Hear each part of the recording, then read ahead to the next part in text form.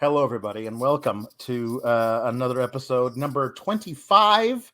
That is a milestone episode 25 of Get the Flick Out of Here. We are right here near the end of Schlocktober. I'm wearing the Schlocktober shirt where we in this month review spooky, scary monster movies, things like that, or spooky cute, or things for children that go bump in the night.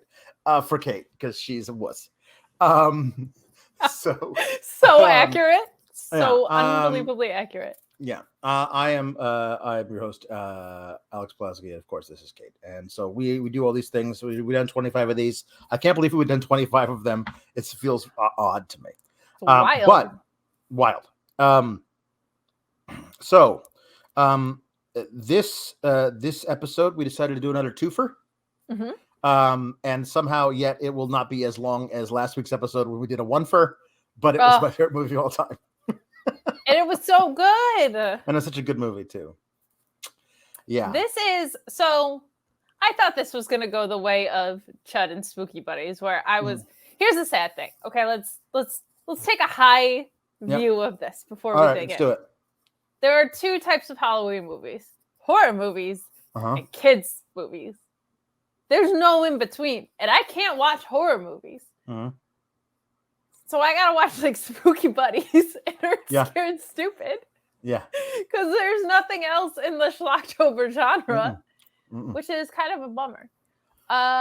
So I was like, oh, I'm gonna watch Ernest Scared Stupid, and then you were like, I'm gonna watch it too, and I was like, oh, okay. And then you were like, I'm gonna watch a second movie with it though, and I said, all right. And then you told me the second thing you were watching, which was not. I thought you were gonna watch something that was like way too scary for me to watch. And it would have been if you'd actually watched it, because it was actually scary. Yeah.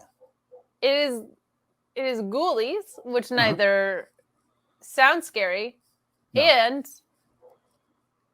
this is the perfect segue because it the jacket of it does not match at all the story of it, and to like a point where it's very deceiving, I would say. Yep. Do you have the art actually downloaded? I don't. I should. I don't. I will. I'll take care of it. No, I could.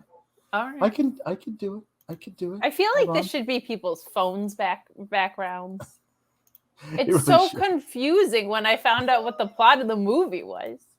Really this would be if you put the cover of Spooky Buddies, it was like Apollo 13. Like what? Yes. Very disconnected. Yeah, I'm getting it right now. So the Gremlins had come out to follow the previous summer, but Gremlins 2 had not yet. No, Gremlins 2 was 1989, so that was years away. But I just love it so much. In the 80s, you could deceive people into renting your movie. This happened often. You would go to the store and you would look at the box art for the VHS and you would say, that looks interesting. I'm going to get that. And sometimes the movie had nothing to do with it. Sometimes the producers of said film would intentionally misdirect the public. This was such an event. Not because even close. Gremlins was a huge success, a monster box office smash. Everyone wanted to watch another movie that featured, little creatures running amok, causing chaos in a small town, and probably some kids, pesky kids, plucky kids, gonna save the day. They will, and maybe that's what you want to lie to people that your movie is about, if your movie is not about any of that. So hold on, I'm getting it now. I feel very bad that I didn't do this. Ridiculous how deceiving this is. Yes. It's so when I was a kid, my father had a friend who ran the local video rental place in our small town. And I remember going and walking through all the areas of the store looking for stuff while my dad was talking to him, just, shooting the crap. And I come across this box over and over again and go, I really want to see this. And I was never allowed to. It was just, I was just never allowed to, because it was like, because they were right. And they, because your parents loved you, and they were like, no. Not only is it too scary for you, but it is a horrible movie. So yeah, I'm gonna hold on. I'm gonna know what movie I remember not having a deceiving jacket, but I could probably point out the aisle it was in when I was a kid. Oh, wow. The movie Private Parts, I want to say it was with Howard Stern, had a very salacious cover. And I remember being like, I am a little kid and I should not be seeing this jacket. Right. He's Private Parts was Howard Stern, 50 feet tall, standing in Manhattan with a skyscraper covering his hoo-hoo. Yes, his Howard. His little Howard. Yeah. So here we go. This is the cover that I kept seeing and wanting to watch the movie. Now you'll see this and go, what was wrong with you as a child? But come on. Not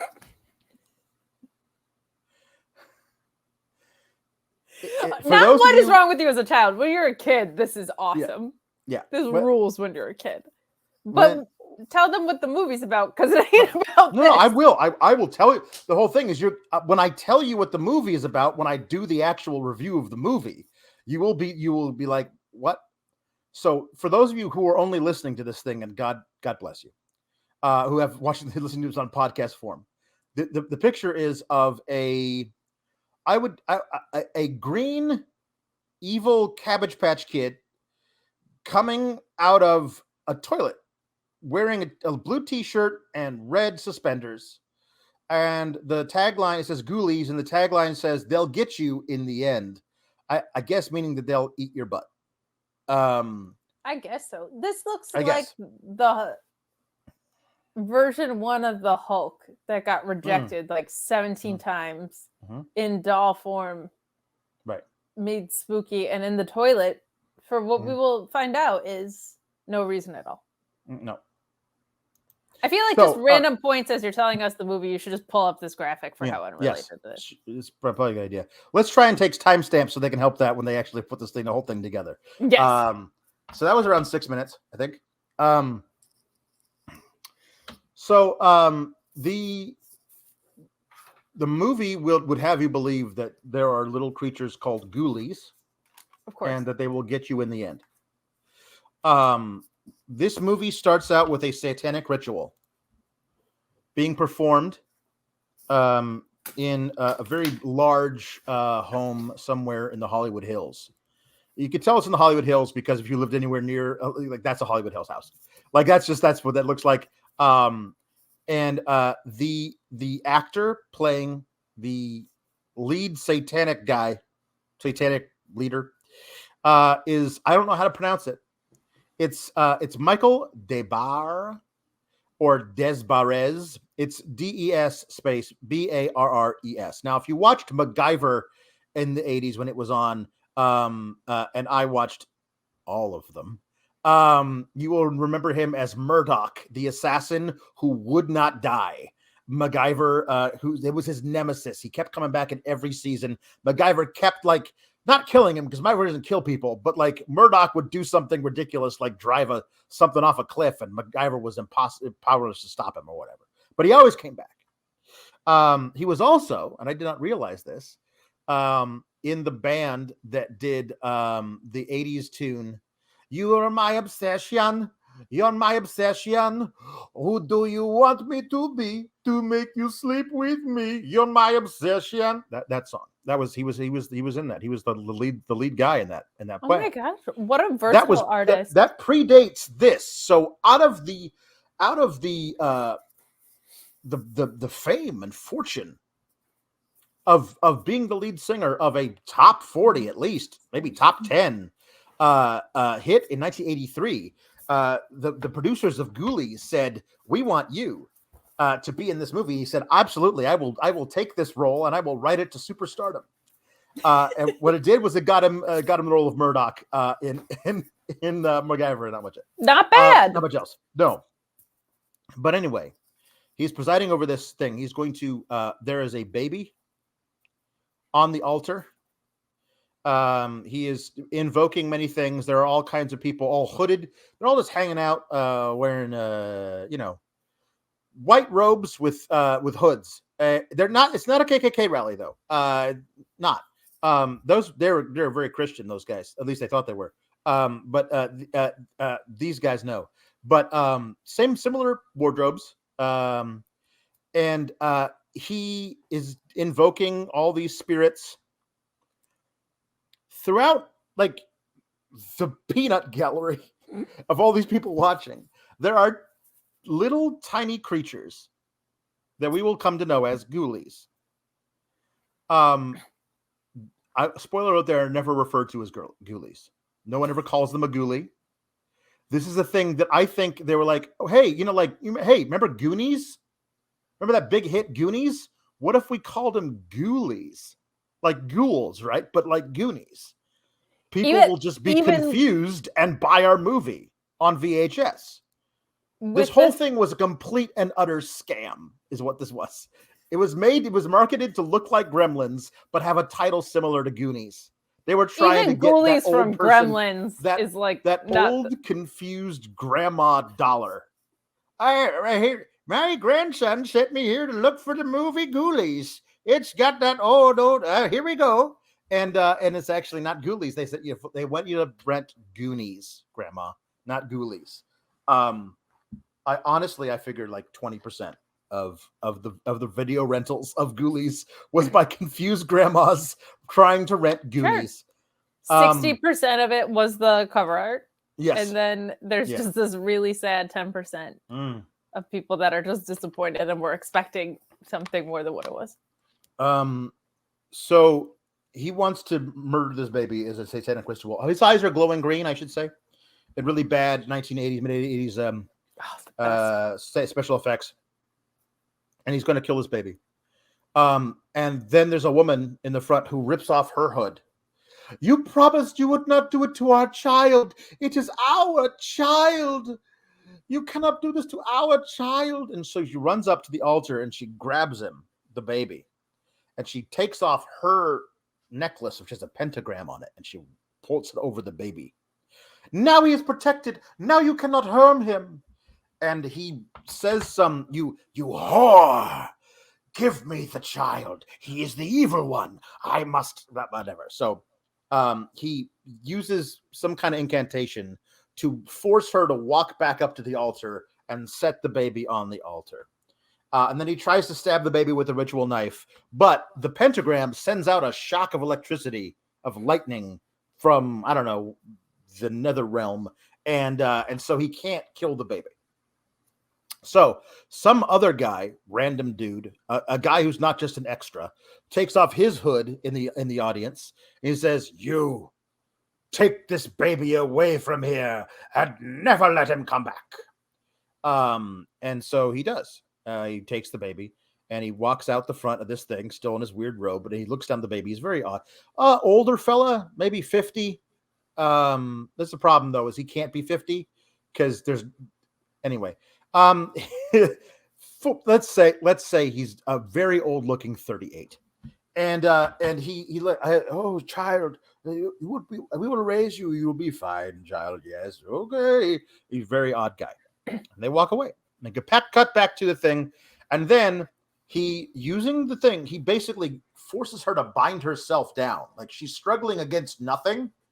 Like he's conjured invisible ropes. And the way they sacrifice her is not with the same knife that he was going to stab the baby. The Ghoulies eat her. Like they don't. Like the Ghoulies are really like, gosh, there's a furry one that's got a big nose and another one that's got this expression all the time.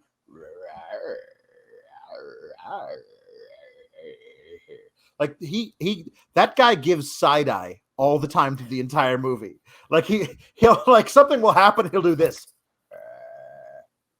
And I don't know why. There's the little guy from the art,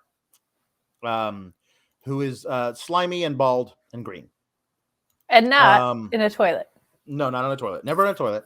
Definitely not wearing clothes. Much less red suspenders, which are very jaunty. Very good. Anyway, true. So she lays back, and one of the ghoulies, again, it's a tiny little puppet. It's a hand puppet, like it's very small, and the mouths move in the most rudimentary function possible. And so she's laying back like this, and it's like somebody's hand puppet is just like eating her throat, and she has to scream. Like it's just this. It's like it's the most low rent bullshit ever. Like that was the third take because the first 2 times were tickling her and she was like laughing. Yeah. Yeah. But yeah, they eat her. That one eats her throat as the other ones go. And there's a lot of close-ups, like no close-ups. Like, so were the ghoulies summoned, or they're just hanging around, or later in the movie they are summoned. So I'm assuming he summoned these ghoulies. Okay, I didn't mean to jump the ghoulie gun. No, it's fine. You didn't jump the ghoulie gun. Thank you. Very good. Okay.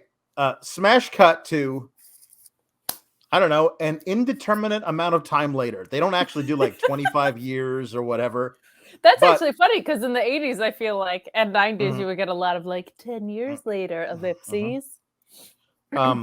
So, young man walking with his girlfriend. This is, hold on. I want to get their names. This is Jonathan and Rebecca. They're a boyfriend and girlfriend. They're in college. They are white. I can tell already. They are very white. There is not a person of color in this movie. Yes. So not a one. They're walking in this courtyard. We can tell it's the same house, and he's like, she says, I can't believe you inherited this place. I know. And I'm like, so this is the baby all grown up? Does he know his parents were in a satanic cult and his dad wanted to kill him and his mom was eaten by ghoulies? No, he has no idea. He just inherited this thing. Honestly, the biggest problem with the whole movie is they never explain any of this shit.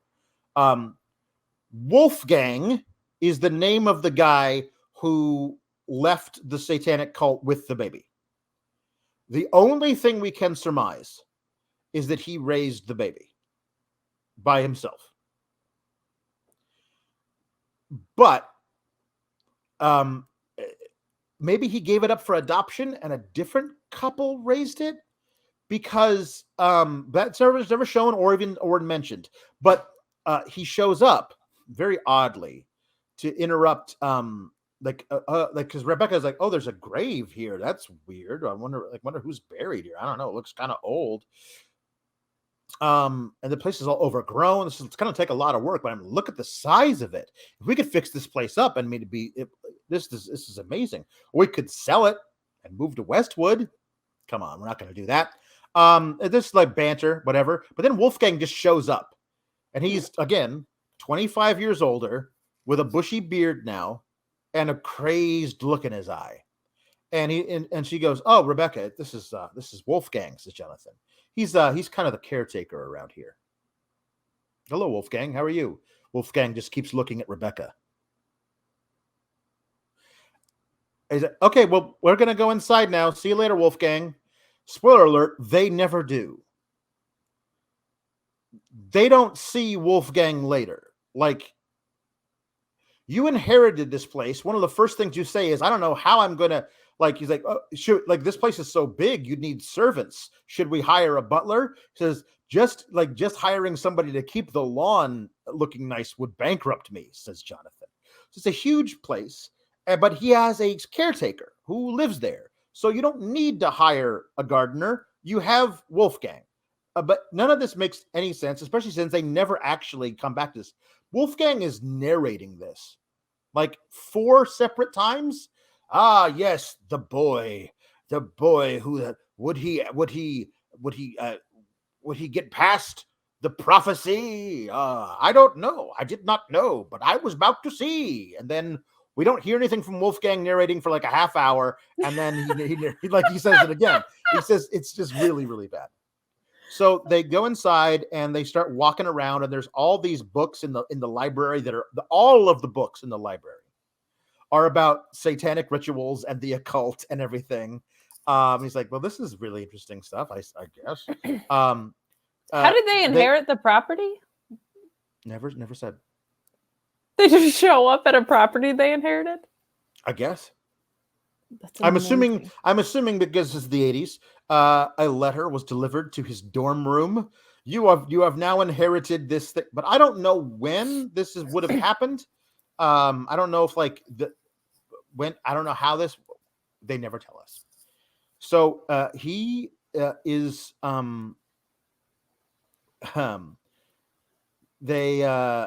they find a basement full of occult paraphernalia. This is where the rituals were happening.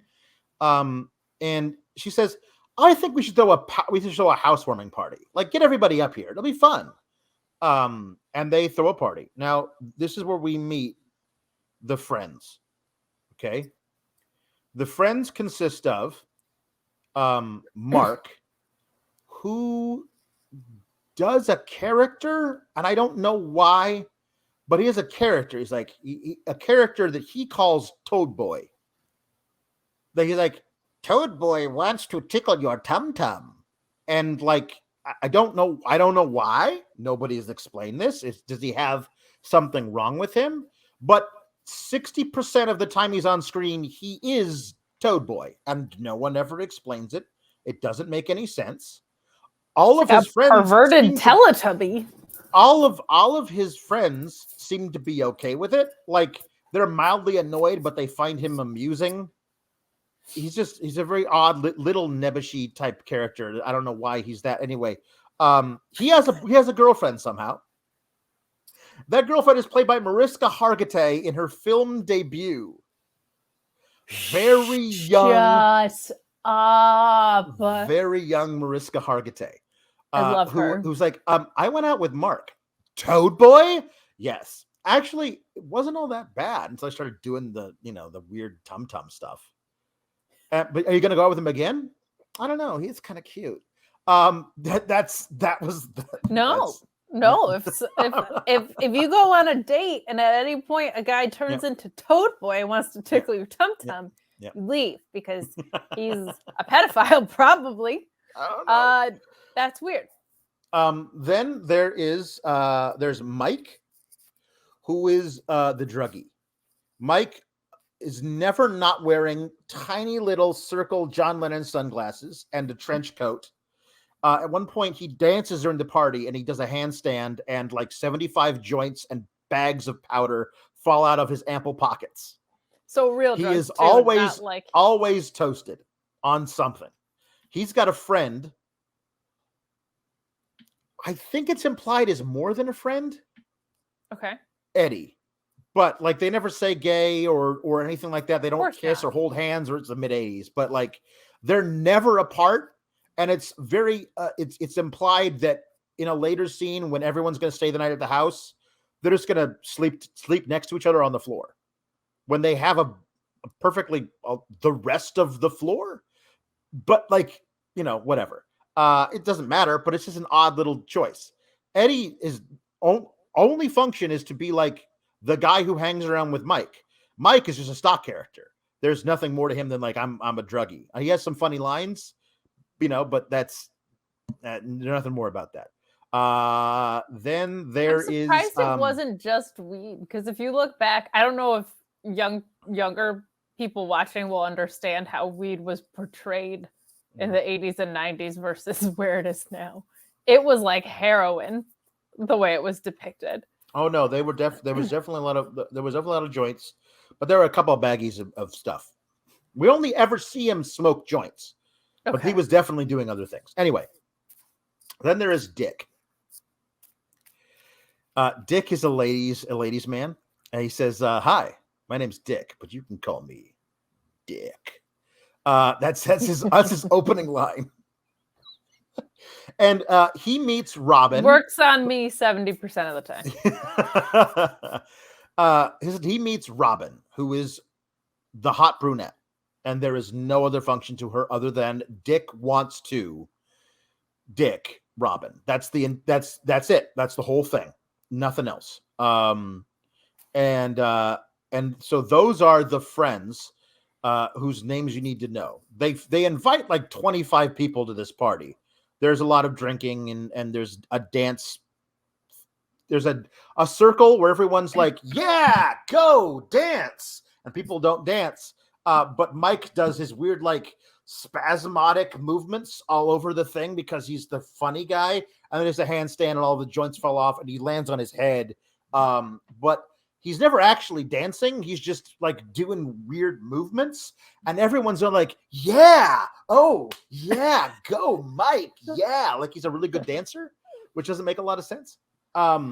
So I could have told you that this cast didn't have anybody of color in it based on the names and the dance context clues you just gave me. So once again, take down a timestamp to let everybody know. Once again, not the movie. So they they just I don't know what to say.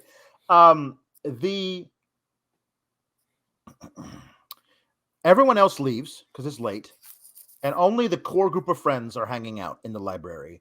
And the girls are suggesting, like, let's play Trivial Pursuit, or maybe we could play Truth or Dare, or how about let's play hide and seek? It's a really big house. And the boys are like, let's play strip poker.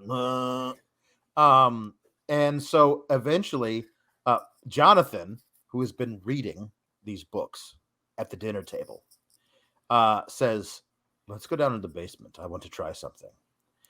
And so he's like, let's do a ritual.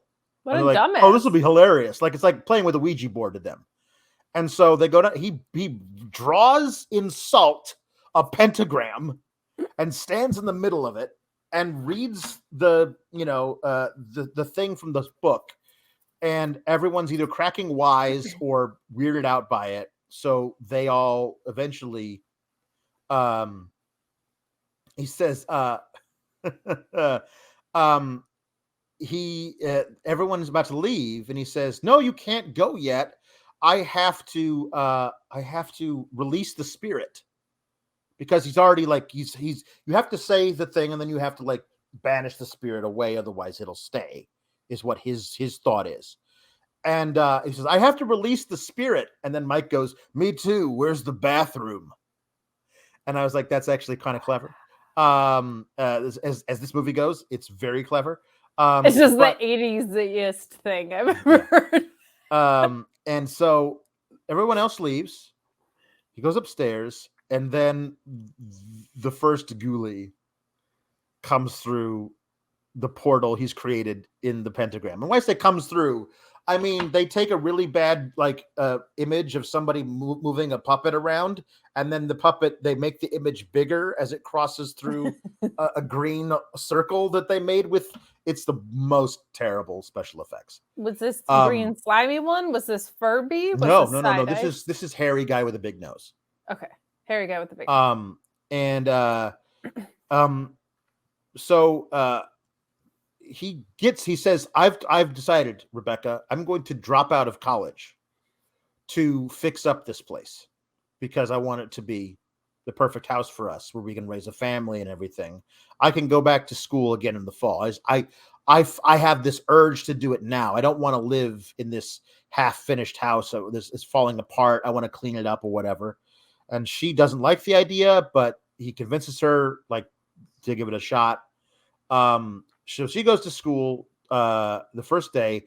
He just cleans the whole time, just the whole thing. He does this. He does little repairs, everything. By the time she gets home, like it doesn't look like the same house. Like he's been possessed by the idea of cleaning this house up and making it look spick and span. He dropped out of college to clean a house in one day? I don't know. Maybe he thought it was going to take him longer. I mean, like, it's not done, but like the first floor is really nice. There's like a lot of. That's a very big house. But like, if you just did all that work over a week, you wouldn't have had to drop out of school. Yeah. Yeah, straight true. So he tries to do another ritual. Rebecca is like, he won't eat, and she's like, why don't you, I made all this dinner, why won't you eat? She finds him like standing over the grave in the courtyard, like it's so cold, and he's like, I made dinner. It's like, I'm not eating, I don't want to eat, I'm fasting. Okay, well, I'm gonna go and eat the dinner that I just spent an hour making. You're welcome to join me. And then she goes to dinner, the breakfast the next day. Breakfast. Wow. School after breakfast, and then he decides to do a full-on ritual. And he's gotten good at it. He found, I don't know, a spear, like a big spear, like a trident type spear that is like being held in place by a statue in a disrepaired, disused fountain. Like all the water is all murky or whatever, and there's this statue there holding he pulls the trident out and he's looking at it, and he goes down in the basement and he's holding it and he does a whole ritual thing, and it works this time because it starts a thunderstorm in the basement. It's gonna be all moldy. Yeah, exactly. So he, the thing ends, right? And then he looks up and sees her halfway down the stairs. It is not immediately apparent, nor is it ever explained to us, how much she has seen. But if it's any more than 2 seconds, she needs to like get on a plane out of that, like not just move out, leave the country, because that man just conjured a rainstorm in their basement. She isn't like, why are you all wet? What's going on? I am leaving, Jonathan. This is crazy. Because he's wearing the satanic robes that he found in a drawer somewhere. He's got sees that and is like, you know what? I'm gonna fuck with this. No, yeah, he's done. So she says, I'm out. I'm leaving. I won't do it anymore. And she's, I'm just trying to find anything to connect me to my birth parents. I don't know anything about them. This is where they lived. This is what they were into. I'm just trying to figure out what they were like. I won't do it anymore. I promise. Steve says, I won't do it anymore. I'll stop. I'll go back to school. Anything to make you stay. So she does, because she's stupid. And they are making love that night in bed. That same night? She wasn't that same night. We should have a discussion about a psychiatrist. She was like, nope. She was like, he seduced her with his satanic sexy powers. Apparently. Not yet. No, he does that later. So while they're having sex, he is kissing her neck and saying stuff in Latin, like conjuring shit. He's like, what are you saying? I can't understand you. What language is that? And then she realizes what he's doing and like, get off me. What are you doing? And she looks down on the floor, and either he or the ghoulie who is under the bed and actually watched most of the sex from the foot of the bed. It's also in the light, you can like, he's not that hairy. It's just like, it's all on the shoulders and the upper arms and upper chest. Everything else is kind of bare. So it's like, it's a very hairy old man type of thing with a big old schnoz, and he's sitting there going, she doesn't hear that apparently. So he's like a voyeur of this ghoulie likes to watch. Yeah. Mm-hmm. So she looks down and realizes that he has or the ghoulie has, it's not apparent, drawn a pentagram under the bed on the floor. In that, like, he had wanted to impregnate her or something with the spawn of Satan. I don't know. But they never really get that far. And she's like, I'm out. It's over. I'm done. I'm leaving. And she just goes, peace out. I'm done. You're trying to put the devil's baby in me. I ain't doing it. This is weird. I'm leaving. By the way, there's no toilet. And we haven't even met this ghoulie yet. 3524. So the next day,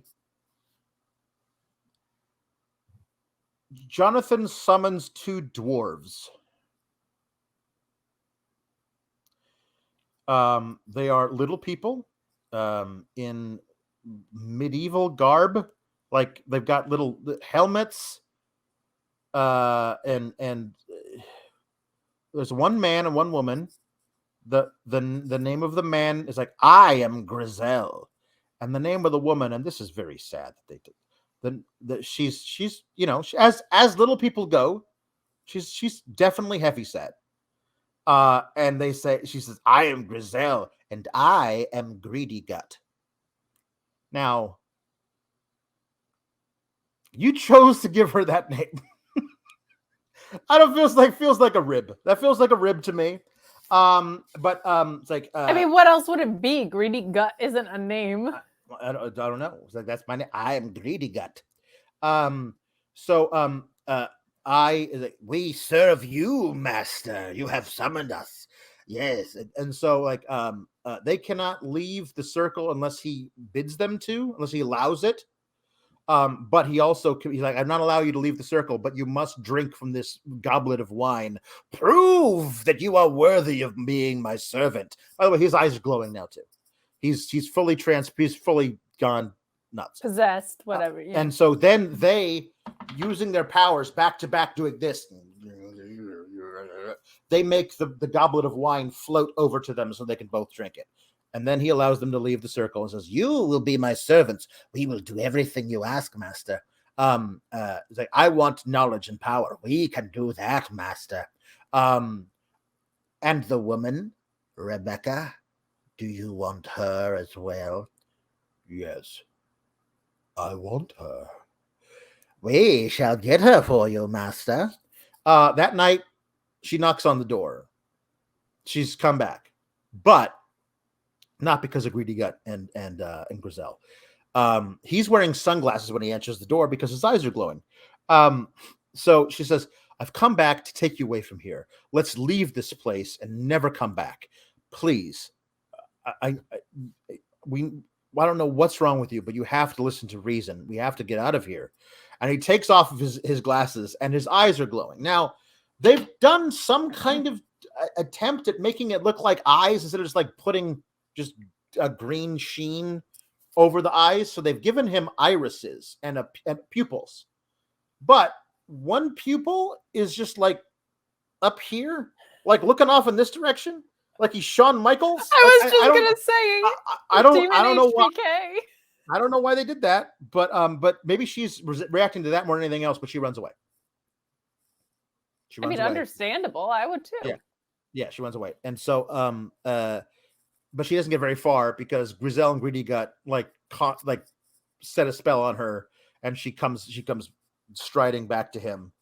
Yes, I will stay with you. I love you, Jonathan.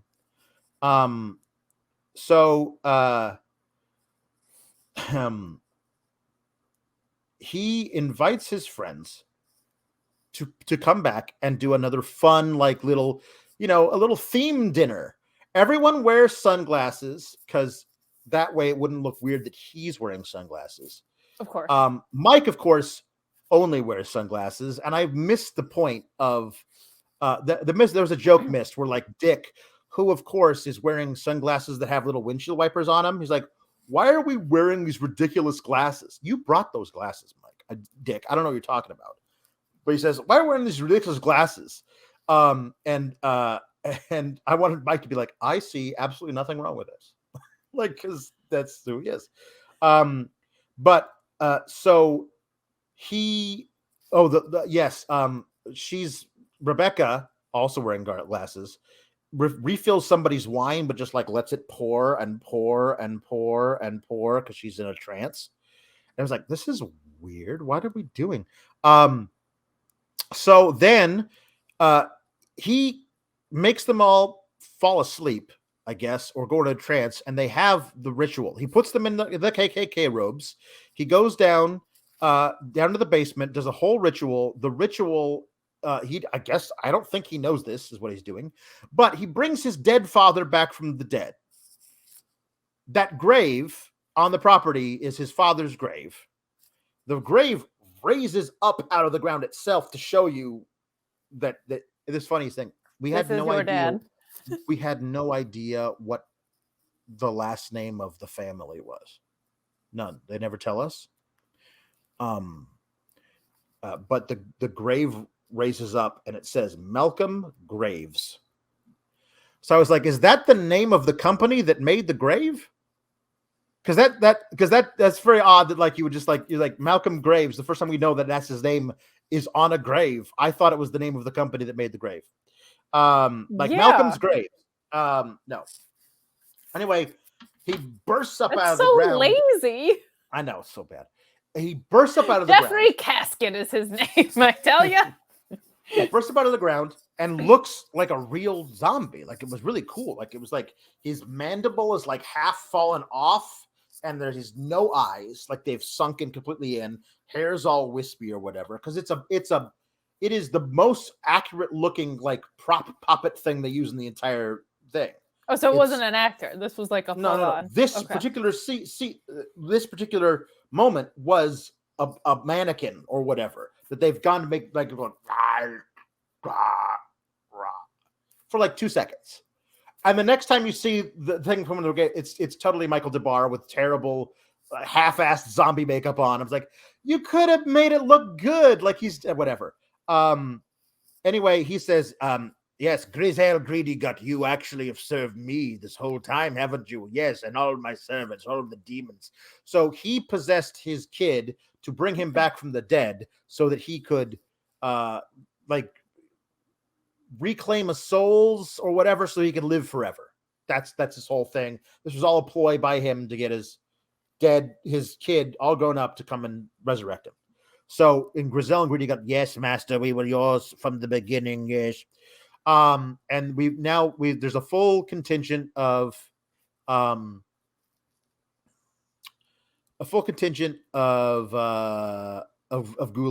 now. Slimy guys there. No toilet, but slimy guys there. Very extra slimy. Side-eye guy is there. Big old schnoz, hairy shoulders guys there. A few more others, less important. Why didn't his dad just come through the portal when it was open? I don't know. So, but anyway, now, Jonathan has said, everyone now must stay the night. And they're like, okay, cool. Like they all live in the same town. They don't like they could each like get a cab, go home, but so they all die. One by one, they are killed by either the Ghoulies or Michael DeBar, Malcolm, the satanic guy. Dick has gone. Everyone find a room. There's lots of rooms here, and you will sleep in the room you decide. Dick goes upstairs with Robin. They are in the one room that is available to them that has a bed, and they have sex. And I don't know why they did this with a life-size clown doll sitting in a rocking chair, but they did. And then Dick goes to get some water from downstairs. You want anything? No, I'm good. I'll just stay here. But he's left, and then she looks over, and she lifts, and she tries to like go back to sleep, and then the life-size clown puppet does this, which is actually kind of a good moment because it doesn't look like there's going to be anybody in there, but there was. So anyway, Dick goes downstairs. Clown puppet is coming alive. Yeah. Let's be real. Yeah. But Dick goes downstairs and he's just standing there in his pants and nothing else, and in walks hot blonde with big boobs. It says, I'm here for you. He's like, Dick, you are a lucky man. And he strides over to her and gives her a big kiss, because that's what you do when a blonde you've never seen before walks into a house you don't live in. Ugh, happens to me all the time. So then he like after they kiss, and then her tongue shoots out of her mouth. It's 7 feet long, wraps around his throat, and squeezes until his head pops off, basically. But when like it's the temptress looking thing, cut to him with the tongue around him, and then cut back to it's actually Michael DeBar with the thing coming out of him, and so it's Michael DeBar's tongue. The clown that came to life now is trying to kill Robin in the room. The clown's little mouth opens and a giant hand comes out of it, which I thought was like a giant, really evil, creepy hand with like 3 fingers and big claws. That kills Robin. Mike goes to look for some matches so he can light up a joint, and gets hit on the top of the head by a baseball bat by Greedy Gut. And Greedy Gut and Griselle drag him out like, this was your plan, you do it. And so they drag him out into the courtyard, and Eddie stops, like, I'm done waiting. I'm gonna go look for some matches and find Mike. What's going on, Mike? And he sees him outside standing. He's like, Mike's, what's going on? Because all he sees is the trench coat and kind of hunched over. And so he goes over, he turns around, turns Mike around, and it's actually Griselle on top of Greedy Gut in a trench coat, and Griselle holding a ghoulie, which he then throws at Mike, who then eats Mike's face. That was the whole ploy was, let's see if we can get Mike's friend to come out and look for him, and we'll be dressed up as Mike. It's the only way to get a ghoulie to eat him, don't you see? I don't know why they did that. Mariska Hargitay and Toad Boy he's tickling her tum-tum, and she likes it. I don't know why. But they're out by the fountain, and she's flailing around because she likes it, but she's playing. And her bracelet falls into the murky water, and she's like, you have to get my bracelet. And so he reaches into the bracelet, and then slimy ghoulie comes up, not out of a toilet, but out of a fountain, and bites him, and she just screams. She doesn't do anything. She's just standing there and screaming. And then a different ghoulie. Future Olivia Benson, just paralyzed in fear. Mm-hmm. Who would have thought? And then a different ghoulie eats her, I guess. We only really that's hilarious because they didn't even try. There's not even like a clever setup. It was just like a ghoulie who is creepy but doesn't really have powers that we know of and isn't big, just latches on to people and eats them. So no, they're very small. Like they really are. They're the size of Cabbage Patch dolls. Like, you could throw it 75 yards. Like, you could punt it like Snitsky. Yeah, you could. Would not take much. But apparently they're demons. I don't know. So Rebecca wakes up and realizes what's going on, or is confused by this, or whatever. He's given her the pentagram necklace, which will protect her so that she won't be hurt by anything. But she throws it at him because she's like, anything that you gave me, I don't want. But because she did this, then the ghoulies attack her. And she kind of runs away and then turns around and trips over a ghoulie and falls down a flight of stairs. As she's falling down the stairs, she turns like, Jonathan, why? And she falls down a flight of stairs. But the thing of it is like, you can easily break your neck falling down a flight of stairs, but not the way that they show you her falling down the stairs, which is literally rolling down the stairs, very protected and very, very gingerly coming to a stop at the bottom of the stairs. And then Jonathan go like, no, Rebecca. And he runs down there, and she's like, and so he's like, I can resurrect you. So he takes her into the basement. So he's going to like do a satanic ritual to bring her back from the dead. But when At he least finds they down closed there, that gap, because that was my immediate thing. Was like, you just resurrected your dad like 10 minutes ago. But he didn't know that he did that. He had no idea that's what he was doing. He was just compelled to do the ritual. So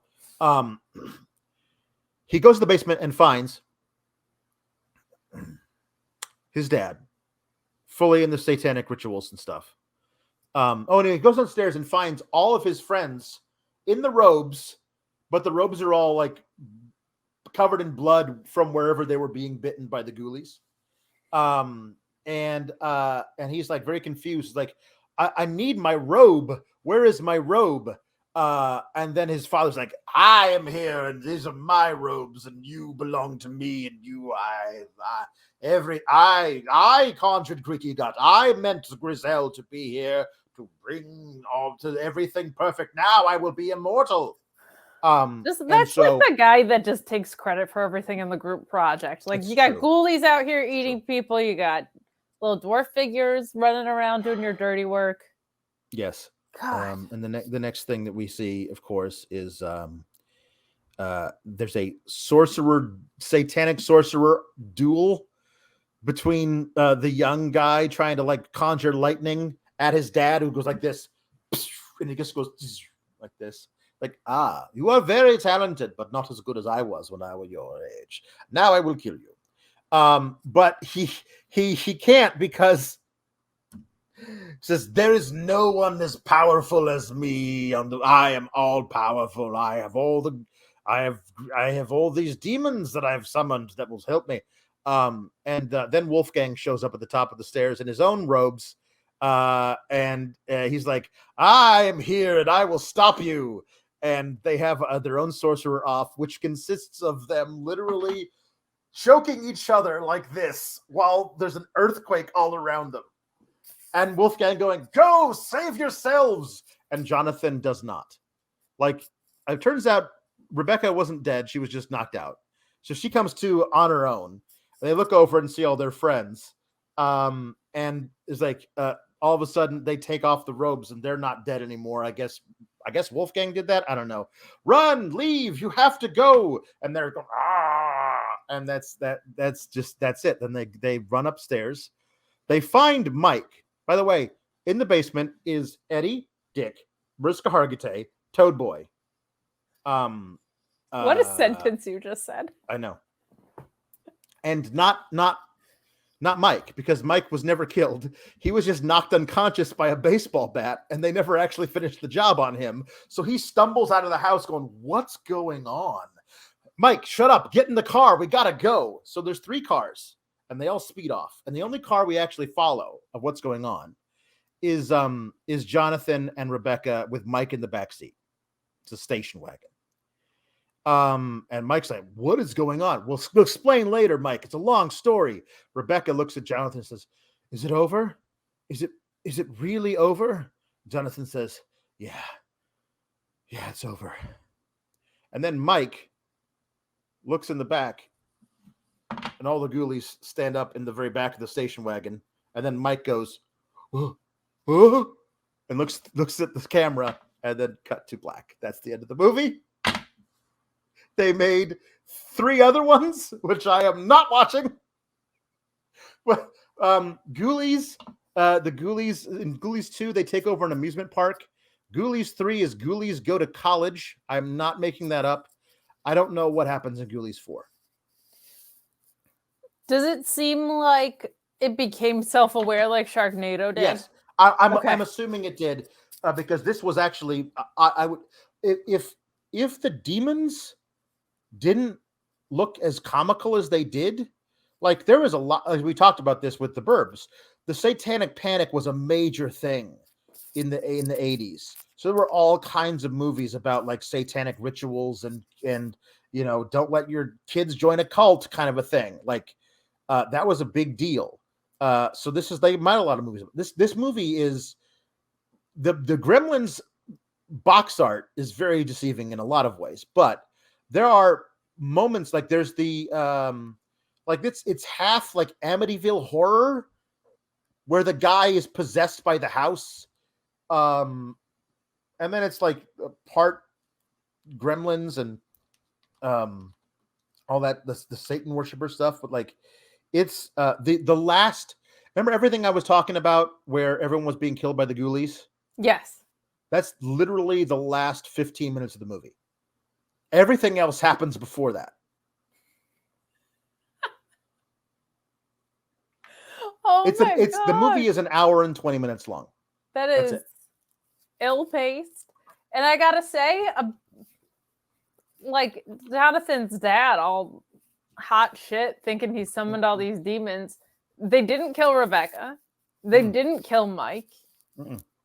They're not intimidating. Like the Ghoulies aren't intimidating. They're just little. They're the size of a Cabbage Patch doll, and they just bite you. Yeah. He sucks at summoning. What is he? Yeah. What is he bragging about? Have you seen other horror movies? You're terrible at summoning. You got this whole master plan. Like 60% of your master plan worked. Yeah, no, it's bad. That sounds like a terrible movie. It's a terrible movie. There's just so much unexplained and bad. I can't believe the last like 15 to 20 minutes is where everything happens. Yeah, I know. That's incredible. Like you sat through it, the whole thing. And like paid attention. Like on purpose. Yeah. After you watched another movie, you had I'm impressed.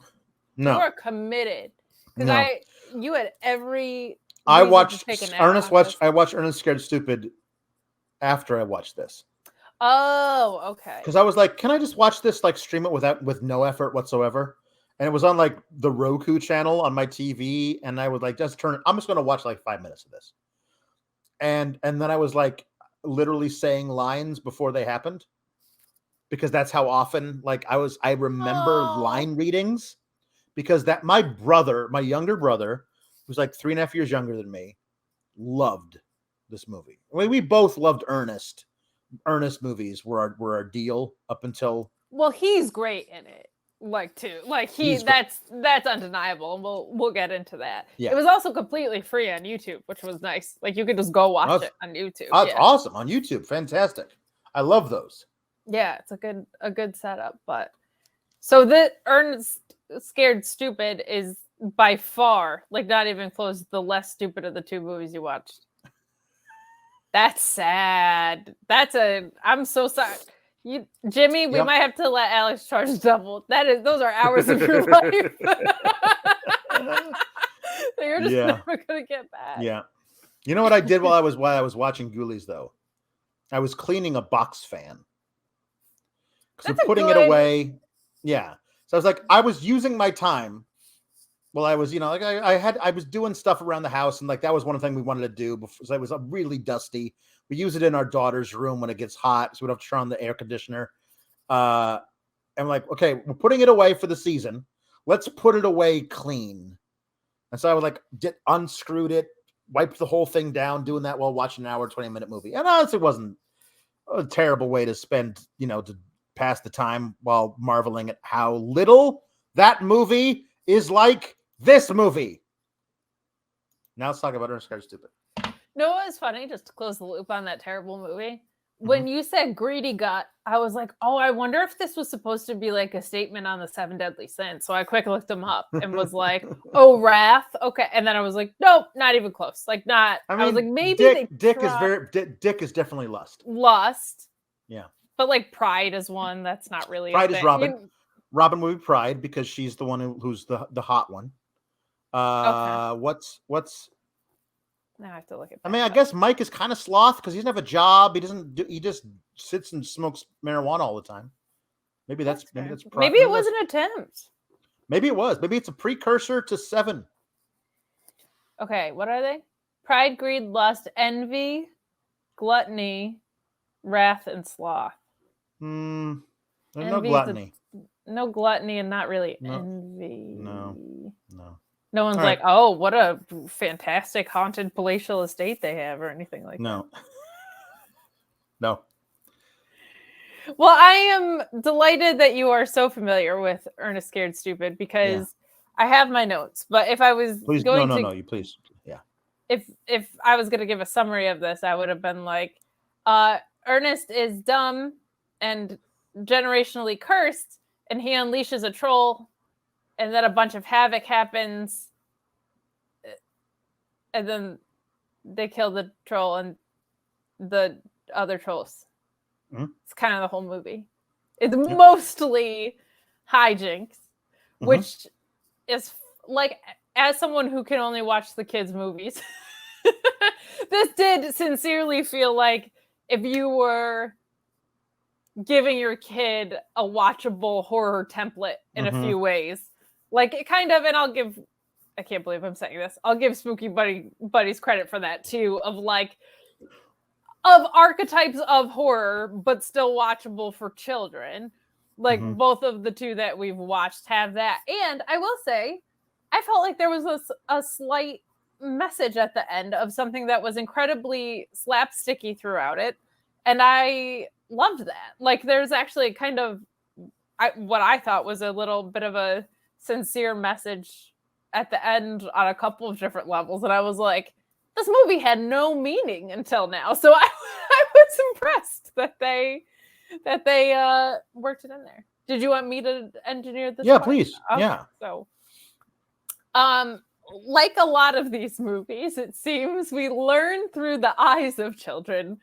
And Ernest, who is essentially a giant child, as we'll learn, that 200 years ago in the town of Briarville, there was a troll who was buried by a man named Phineas, and there was a curse that his descendants would get progressively dumber.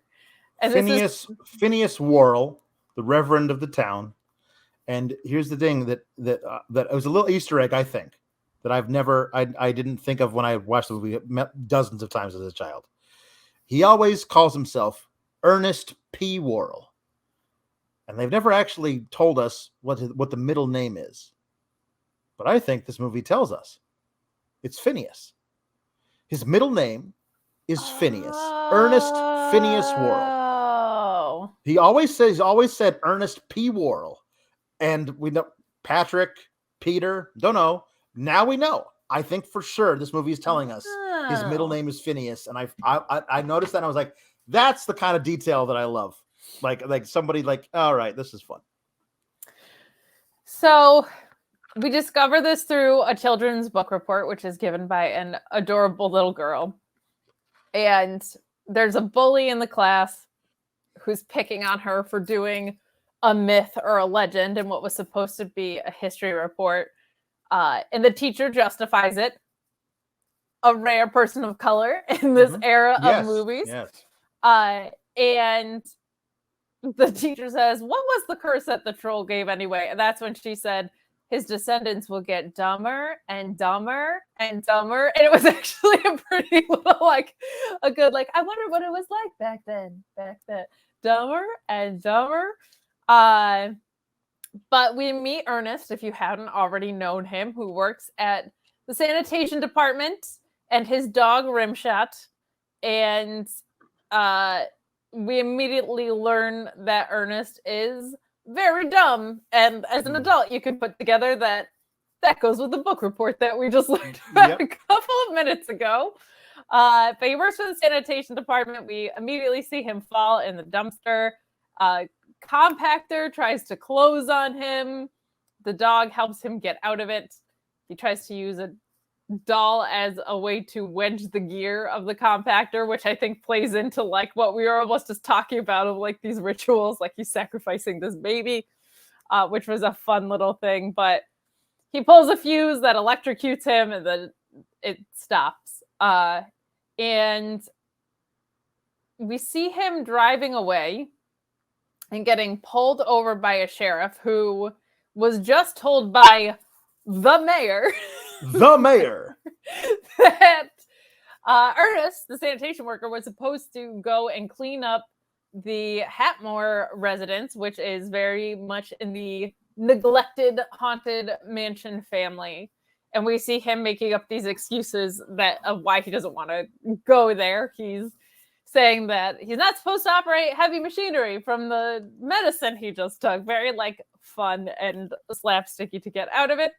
But also getting out of this compactor situation, we see the kids that were just giving this book report, and nobody seems to at any point in this movie question that Ernest is just like friends with the kids and that the kids are friends with Ernest.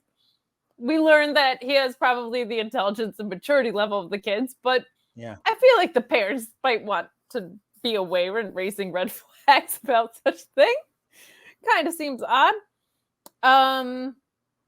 So he tells Ernest he has to go to the residence, and or his job is on the line. The sheriff's job is on the line. That's right. The mayor said, if you don't get Ernest to do it, you're fired. Like the most token mayoral thing ever. But they go back to the Hatmore residence, and Ernest is recounting the legend of this troll situation, and in doing so, summons the troll. The troll is, for the time it was in, pretty well done. Other than the fact... incredibly well done. They put a giant animatronic head on a little person, basically, is what it appears to be. That head was huge. Enormous. I've never had because a troll can look like whatever you decide it does. Like the art director says, it's a troll. What does a troll look like? Nobody knows. So you decide what a troll looks like. This, apparently, trolls look like a lot of different things, which we'll find out by the end of the movie. But this troll has two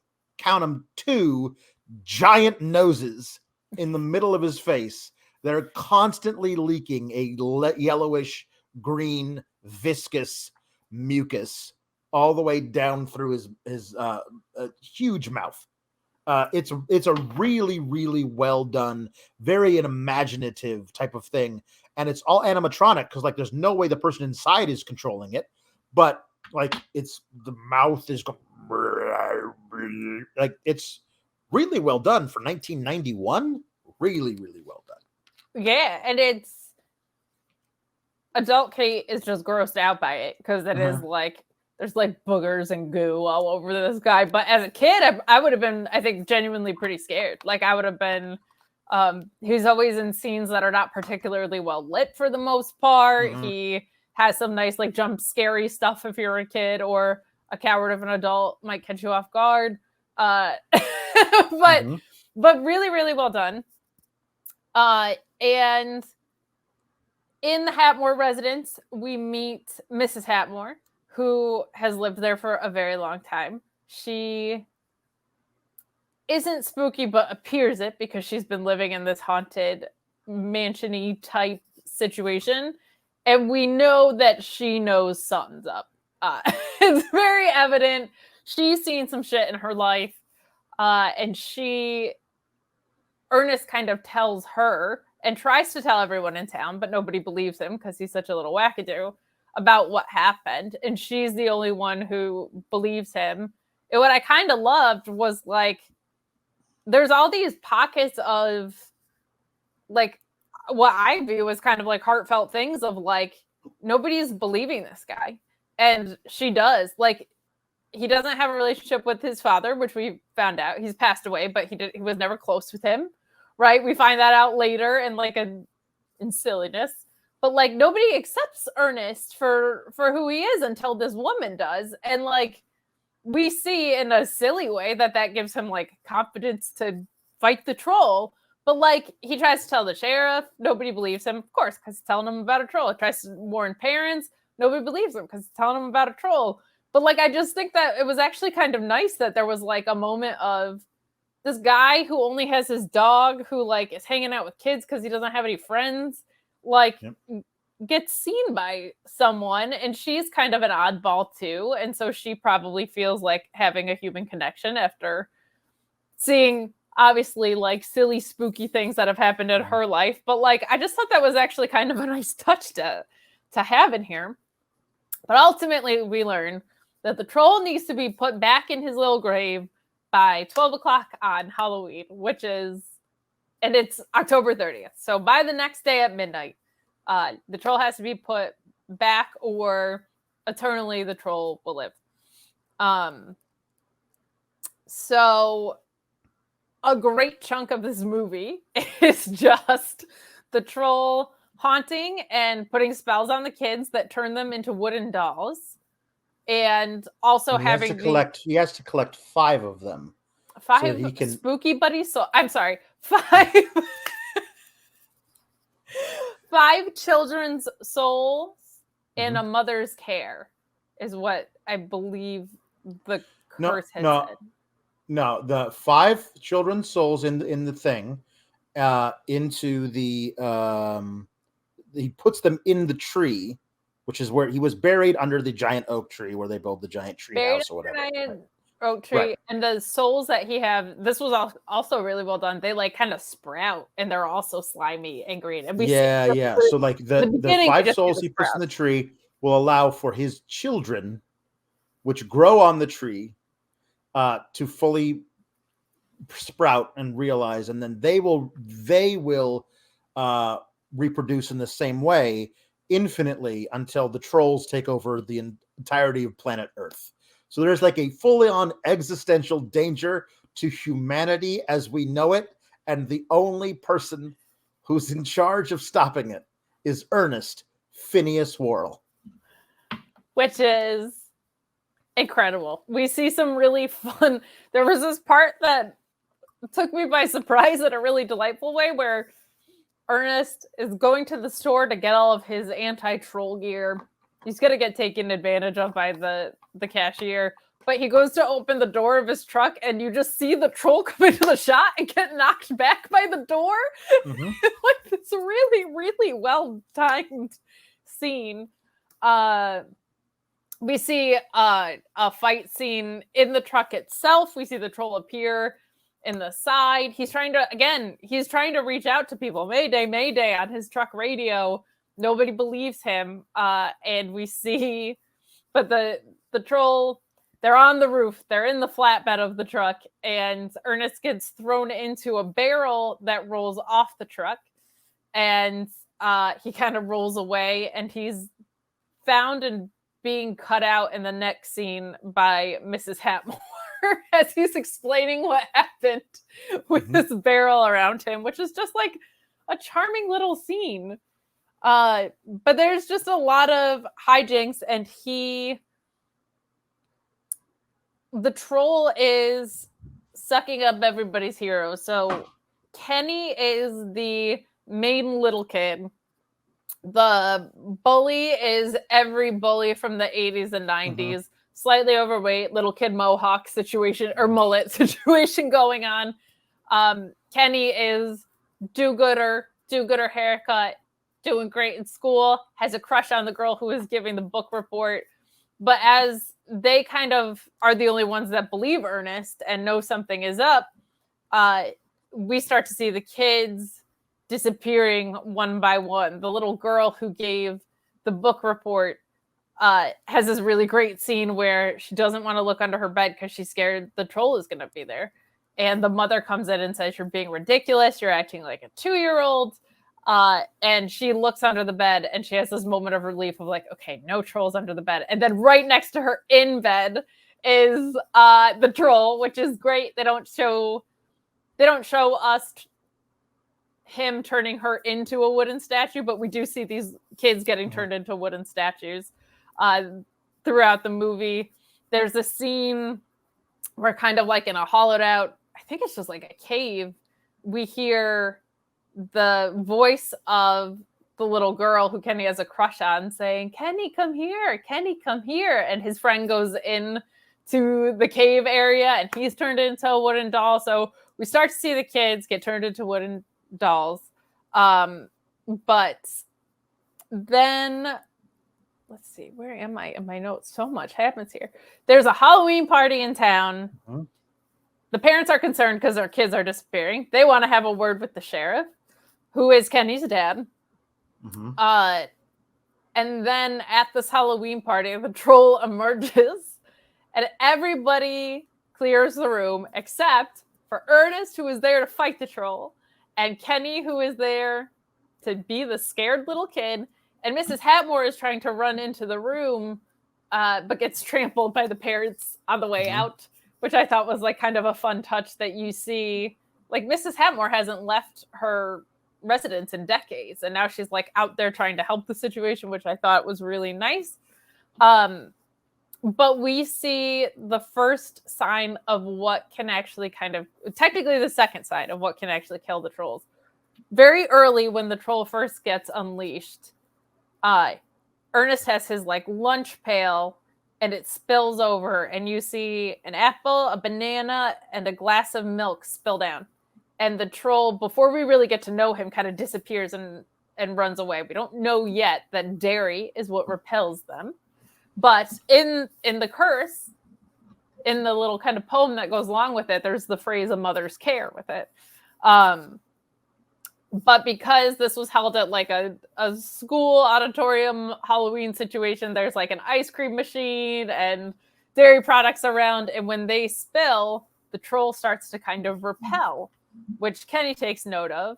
But Ernest, in a scene of great valor, just takes all the credit that it's his strength and his will and his heroic actions, which I thought was really, really fun. But so Kenny realizes this.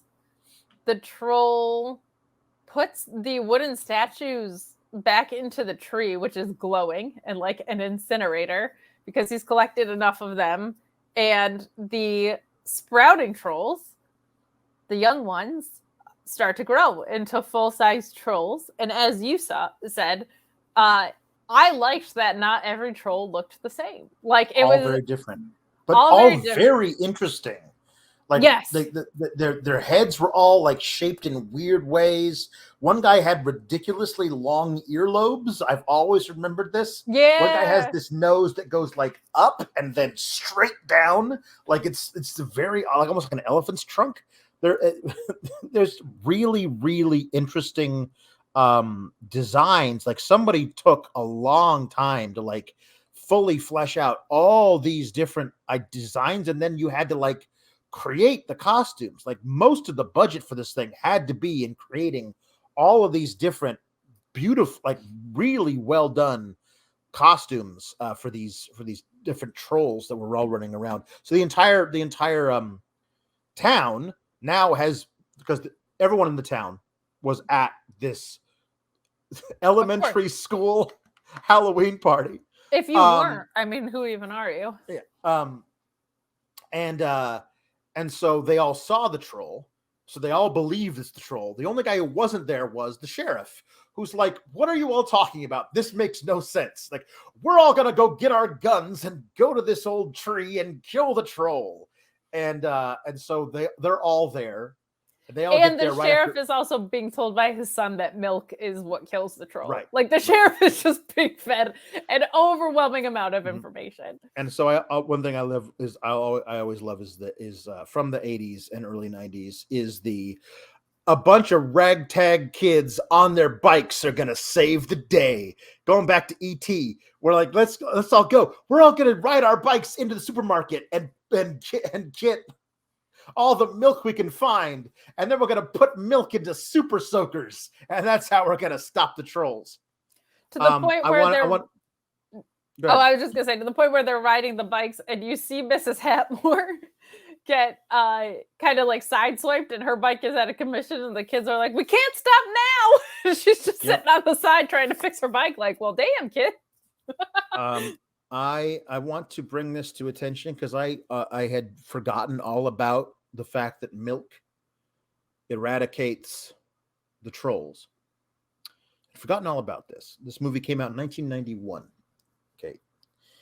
Do you remember a movie that came out in 2002? It was a very big hit. But there was one particular thing that people thought, who detracted from the movie, thought was ridiculous about this film. A movie called Signs, written by M. Night Shyamalan, where the one thing that could kill these aliens that were indestructible otherwise was if you got water on them. It just killed them instantly. M. Night Shyamalan lifted the like weird Deus Ex Machina for his huge film from 11 years later. I am convinced of this. Wow, he watched Ernest Scared Stupid and said, what if it's not milk, but it's water instead? And therefore, like, but the other thing was making like, why would the aliens who are killed instantly by water want to take over a planet that is covered 80% by water? At least the trolls aren't coming to a place that is covered 80% by milk, you know? Yeah. Anyway. It's a fair point. Anyway. But so we get some really fun kids action-packed stuff. It's mostly Kenny saving the day. One scene I really liked was the trolls have Kenny's dad, the sheriff, handcuffed to the outside of his car. And one of the trolls is hitting another troll in the back of the head with a baseball bat. And as he's doing it, he's spitting bullets at him. And the sheriff's just kind of dodging the bullets until Kenny comes out. They have super soakers filled with guns. They have little like water pistols filled with guns. At one point, he throws milk filled with milk. I'm sorry, yes, filled with milk. At one point, there's a fan, and so he throws powdered milk into the air that flies at one of the trolls, which is actually his timing for a little kid, and that was really, really good. Which was very, very fun. And they think all the trolls are gone, and that is not the case, unfortunately, for our poor little Kenny. The head troll, the main troll, the unearthed troll of all the trolls, is alive and turns Kenny into. You're not only alive. He went into the bottom of the tree and says, "Demons, make me strong." And then like he powers gets up, bigger, and he hulks up. He's got horns coming out everywhere. He's got an extra nose. He's got giant claws. He's a super so he's much troll. bigger now. And now he says, "I am now invincible." So now Milk cannot kill this troll. He's too strong for that now. And the visual. I want to say that Kenny. I love Kenny. Watched a lot of action movies. There was one point where he's using the super soaker, but he runs out, and so he reaches behind him. And he's got a little Magnum, like an orange Magnum super soaker, and he's like holds it like this, and he's backing up away from the big troll. He sees the gun. He reaches and it goes like he just pulls like the way he brings the gun to like.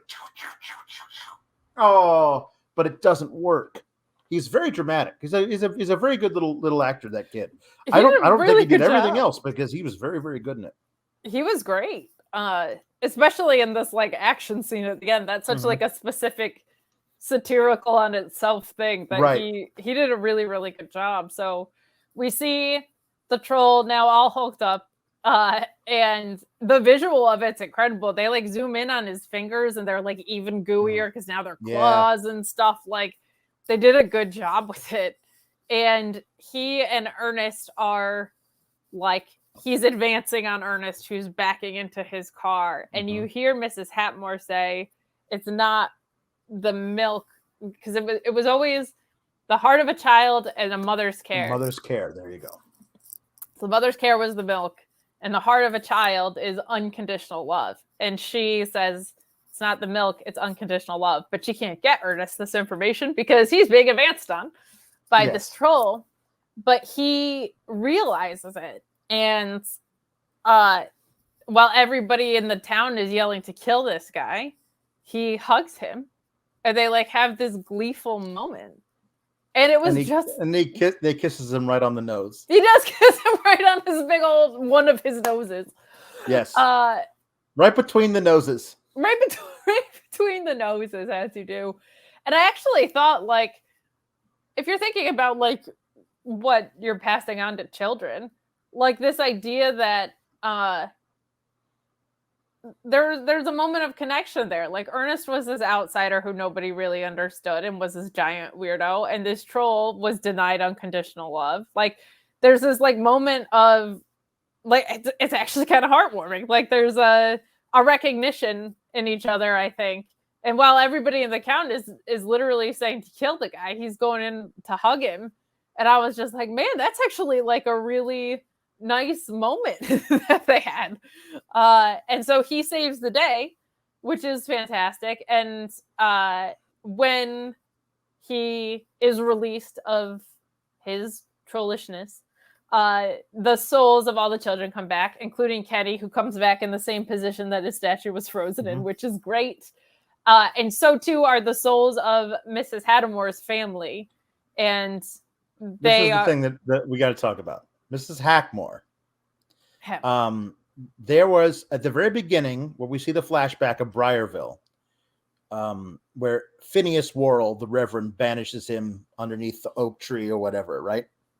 They say the Hackmore children were stolen. We never found them, right? So it's the Hackmore children, and then you see this black family 200 years ago saying, "Don't you worry, we'll find your brother and sister. We'll find them." And then also two little white kids were stolen from another family who were also crying at that moment. But they make sure to mention that those are the Hackmores, and they have lost a brother, a daughter, and a son. And then later we see Miss Hackmore go up to the little glowing hole in the tree and put 4 wooden figures in the hole, because she knows that if we can kill the troll, all those things, if they're in the hole, will come back or whatever. And so she does that. And then when all the little kids from 1800s come back or whatever, 1791, it says 200 years ago, she goes, "Oh, my brother and sister." So wait, are you 200 years old, Eartha Kitt? You look great for 200. Like, she does. She looks great for 200. They never really deal with the fact that Miss Hackmore has to be over 200 years old. If this indeed is her brother and sister. But I mean, it's a movie. However, that would certainly make her the oldest woman to have ever existed. Yeah. And she is like weird, but she's not supernatural in any way. She's just living her traumatized little haunted mansion life. That's right. So, I will say that who's the main actor in this? What's his name? Jim Varney. He's great. He's great. He's really gone way too soon. That guy was because there's a point. There's 2 points in this thing, and they do a really good job of bringing it back, where he's trying to explain to Kenny how he can deal with the bullies. He's got to get the high ground, like the Botswanans did. But little tiny Botswana fought off the Ottoman Empire, which of course is bullshit. That never happened. But he tells the story of it he's telling the story, but he's playing all these different characters, and the way that they show it in the movie is actually dress him up as all these characters that he's playing, an ancient Roman, like Julius Caesar, an Ottoman soldier, for some reason, a woman who cares mostly about fashion, a World War I fighter pilot, a lumberjack, all these, and he's got completely different voices and characterizations for all these. There's another woman who's one of her famous characters, Nelda, who's the woman who talks like this. And realizing watching this, I had forgotten all about that they did this here in the beginning, talking about building the treehouse, and then later, as they're defeating all the trolls, he does it again. And I had forgotten all about it, and I was like, is this where I decided, like somewhere in the back of my mind watching this is like, that's what I want to do. I want to have like 75 different voices that I do. And maybe that's where I got it from watching Jim Varney do all of his crazy characters. It may have been, but like he could have played literally any part you wanted him to in any kind of comedy at that time. But he found this gold with this Ernest P. Worrell character, and I think he made 10 movies. It was something like that. As Yeah. Ernest, and then he had the Ernest Saturday morning TV show was where my brother and I first like found him and loved all of his stuff, and then we got into the movies after that. Still, Ernest Saves Christmas is a yearly watch in my household. There is not a December that will go by that I will not watch Ernest Saves Christmas. It's one of the purest, like sweetest, most sincere holiday movies ever made. It's really, really good and always funny. So yeah, I've always loved Jim Varney, and he was one of the first like movie stars that when they died, I was like, rock. That really, really hurts that he's gone, because like it just feels like, I mean, if one of those guys I would have loved to have met, and told him like how much he meant to my development as a kid turning into a little actor, you know. But yeah, I think he's great. Now of course the big happy thing that happens at the end, of course, is that at one point Rimshot, his little dog, is turned into a little wooden figure, and at the end when all the kids come back, Ernest is very sad because as he says, there's nothing in that tree for me. And then Rimshot jumps out of his truck and runs over and he kisses the dog and loves the dog, and it's a very, very cute moment. Can I tell you how emotional that actually made me? Because I believe it. Not only like does Rimshot come back, but like you do realize he saves the day, and he's completely alone minutes after. Yeah, everybody goes back with their families. The one friend he made in this process, Mrs. Hadmore, like has her family back now, and he's just sitting there alone, and he just saved everything after nobody listening to it. I was like, oh my God, that actually like got me. And then of course I love dogs and they're the best people in the world. So that got me too. But like because he, especially in like the early 90s, playing an idiot wasn't done with taste really ever. No. And he has this innocence and this likability about him, and he is trying to save the day the whole time, and he's honestly putting like a sincere effort into it. Like he plays this perfectly, and he has to, if you want to argue that this movie works, which is a fair argument, I think a lot of it is reliant on the fact that he does well with everything comedic timing wise. He does well with everything character wise, but like there's also this thing that makes it seem like he is like disabled in some way or just plain dumb, whatever. Like, and it's like whenever anybody acknowledges that, it's terrible as an actor. Like when the actor playing it acknowledges it, he doesn't for a second. This is just honestly who he is, and his heart is of a kid. It's an unconditional loving heart, and I just loved all of that. So when that moment happened at the end where he's just alone, it did kind of make me like, oh God, like that was rough, but really, really good performance from him in a movie that like this is one of those ones where it's like, do I get the flick out of here or not? Like I can't say it's a bad movie, but it's completely what it is.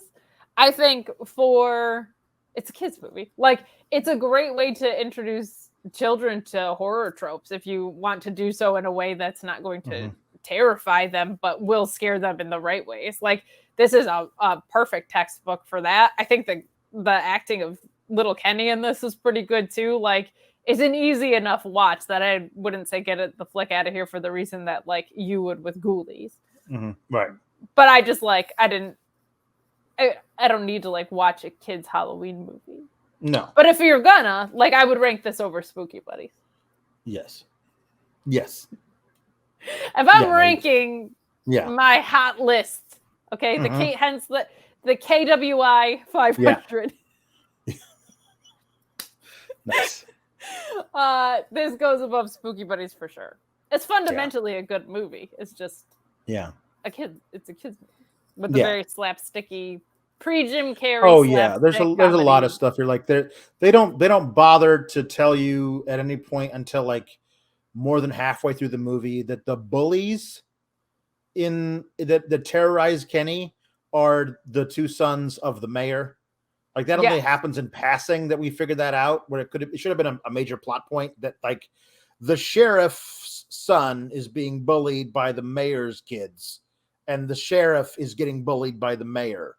yeah. It's like there's a point you can actually make that a part of. No, they never actually do that. There's a lot of stuff that like doesn't make a lot of sense. Of like See, there's no Spooky Buddies has some consequences for beat there. anything.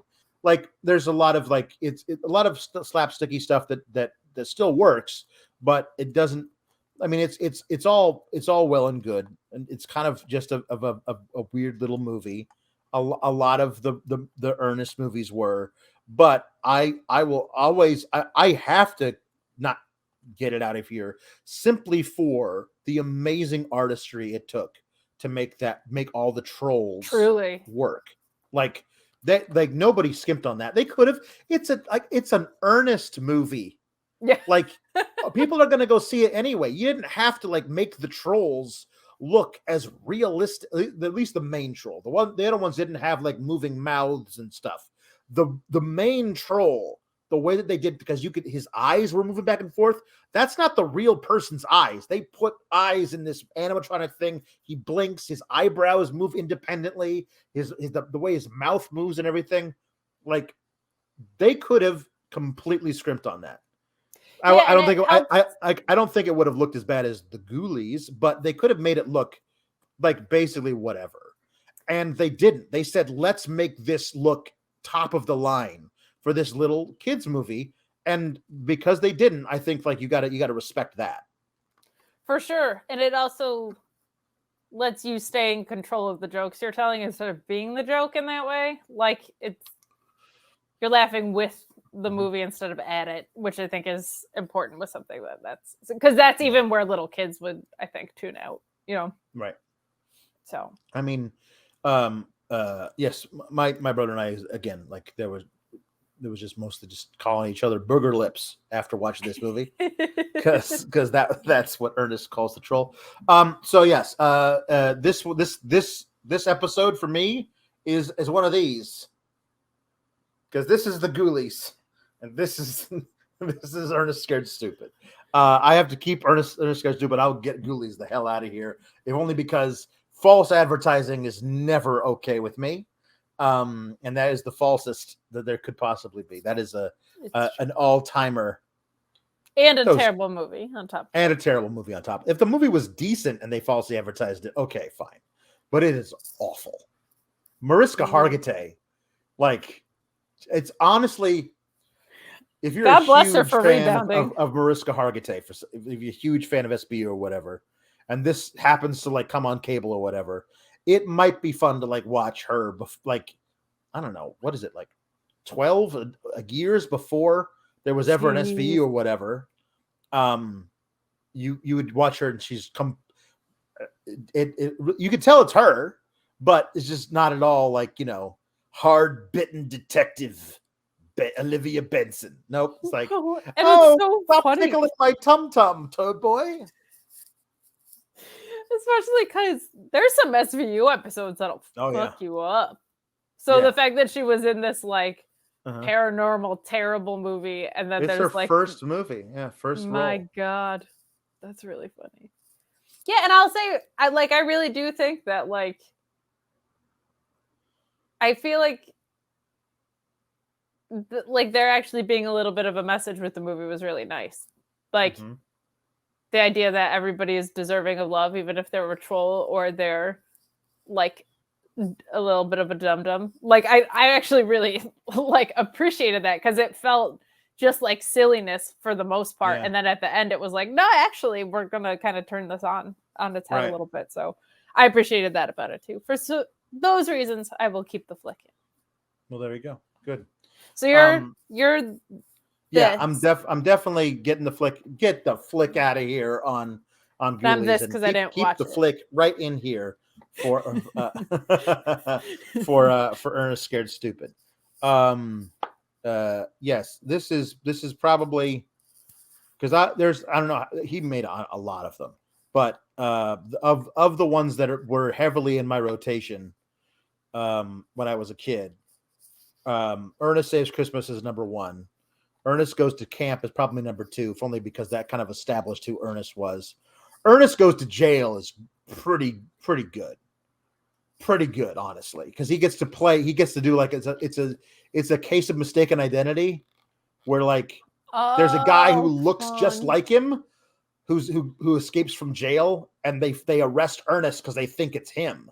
So Ernest has to go to jail while this guy is out there living Ernest's life. And it's Jim Varney playing both characters, and he's really, really good in it. It's actually a really good performance, like of like guy playing, one guy playing two people. It's really good. And then this one's probably somewhere around there, as far as like Ernest movies go. But as far as troll movies go, this is so much better than Trolls 2. Or Troll 2, I suppose. Trolls 2 would be the kids movie. Troll 2, the one with Nilbog. Nilbog is goblin spelled backwards. Yes, it is. So next time we do this, we're trying something new. At least we're going to try something new. We're announcing this, so now they have to let us do it on Halloween. Not sure when exactly. On Halloween, we're going to stream live a review of Monster Squad, which of course is the movie that let us all know that the Wolfman has nards. So an in-depth report, does the Wolfman indeed have nards? And such. But yeah, please join us for that on Halloween, which is on Monday. That'll be our episode for the week next week. And we hope you tune in and enjoy it. Thank you all. Go to KOIN chat to request to leave a comment. Please like the video. Come back next time. Say hi in the comments. Let us know what you thought of our reviews of Ghoulies and Ernest Scared Stupid. But until next time, we'll be wondering what other movies we're going to watch in November that we're going to say, get the flick out of here. Bye, everybody. RESPECT. Click the subscribe button and find out what it means to me. Nah, that doesn't have a ring to it. But if you like videos about real news stories that are funny, stupid, or weird, subscribe now.